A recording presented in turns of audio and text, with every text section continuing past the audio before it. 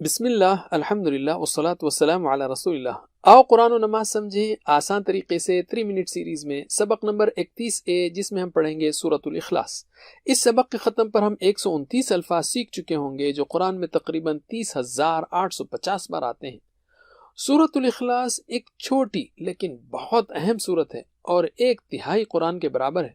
اس سورت کا نام ہے اخلاص، یعنی جو کوئی اس سورت کو اچھی طرح سمجھ کر پڑھے گا اور اس پر ایمان لائے گا تو اس کا ایمان خالص ہو جائے گا اور شرک اور دوسرے غلط تصورات سے پاک ہو جائے گا۔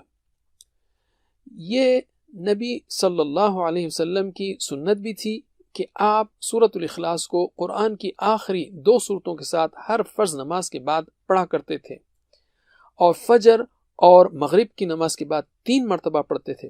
اس سورت کو سونے سے پہلے پڑھنا بھی سنت ہے۔ اعوذ باللہ من الشیطان الرجیم، قل هو اللہ احد، کہو وہ اللہ ایک ہے۔ قل یعنی کہو، قالا یعنی اس نے کہا، اور قالو ان سب نے کہا، هو اللہ وہ اللہ ہے، واحد ایک، احد اکیلا۔ اللہ ایک ہے، اس کے وجود میں ایک ہے، اس کا کوئی شریک یا رشتہ دار نہیں، نہ کوئی بیٹا اور نہ باپ۔ وہ اپنی صفات میں اکیلا ہے، کسی کے پاس غیب کا علم نہیں، نہ کوئی سن سکتا ہے جیسے اللہ سنتا ہے، نہ کوئی مدد کر سکتا ہے جیسے اللہ مدد کرتا ہے۔ وہ اپنے حقوق میں اکیلا ہے، مثال کے طور پر صرف اللہ ہی کا حق ہے کہ اس کی عبادت کی جائے۔ اللہ اختیارات میں اکیلا ہے، مثلا وہی کہہ سکتا ہے کہ کون سی چیز حلال ہے اور کون سی چیز حرام۔ ہم دعا کر سکتے ہیں کہ اللہ میری مدد فرما کہ میں صرف تیری عبادت کروں، اور پھر احتساب کیجئے کہ کتنی مرتبہ میں نے اپنے نفس کی غلط بات مانی۔ قرآن کے مطابق اپنے نفس کو ماننا اس کو الہ بنانے جیسا ہے۔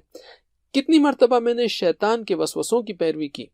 قرآن کے مطابق شیطان کی اتباع کرنا اس کی عبادت کرنے کے جیسا ہے۔ میں نے شیطان کی بات کیوں مانی؟ برے دوستوں کی وجہ سے، ٹی وی یا انٹرنیٹ یا سستی یا کاہلی کی وجہ سے۔ پلان بنائیے، بری چیزیں، دوست، بری عادتوں کو دور کیجیے اور چیزوں کا صحیح استعمال کیجیے، اور اس بات کو دوسروں تک پہنچائیے، کیونکہ سورت شروع ہوتی ہے قل یعنی کہہ دو سے۔ کیسے پہنچانا ہے؟ جیسے محمد صلی اللہ علیہ وسلم نے کیا، پوری حکمت، خلوص اور محبت کے ساتھ توحید اور اخلاص کے اس پیغام کو دوسروں تک پہنچائیے۔ اللہ الصمد، اللہ بے نیاز ہے، یعنی ہر کسی کو اللہ کی ضرورت ہے اور اسے کسی کی ضرورت نہیں۔ تصور کیجئے کہ انسان بھی اور کروڑوں مخلوقات بھی صرف اللہ کے رحم و کرم اور اس کی مسلسل مدد کی وجہ سے زندہ ہیں۔ دعا کیجئے کہ اے اللہ، شروع سے لے کر اب تک صرف تو ہی میری ساری ضروریات کو پورا کرتا رہا ہے، آگے بھی میری ضروریات کو پورا فرما۔ اے اللہ، مجھے صرف تیرا محتاج بنا، کسی اور کا محتاج نہ بنا۔ اتنا ہی کافی ہے۔